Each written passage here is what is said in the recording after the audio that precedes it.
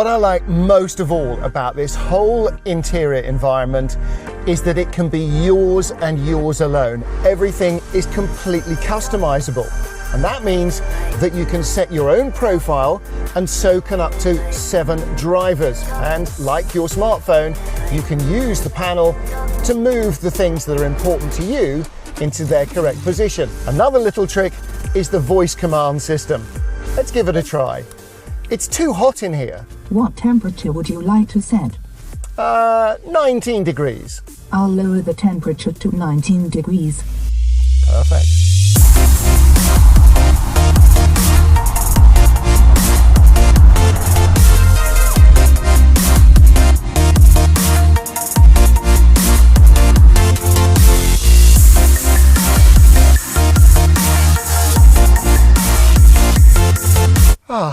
Bliss. The reduced noise level is so noticeable.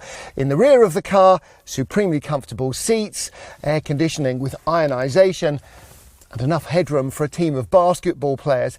And it's the little touches you're going to love as well. It's dark, can't find the seatbelt. Oh, there it is, helpfully lit up for you.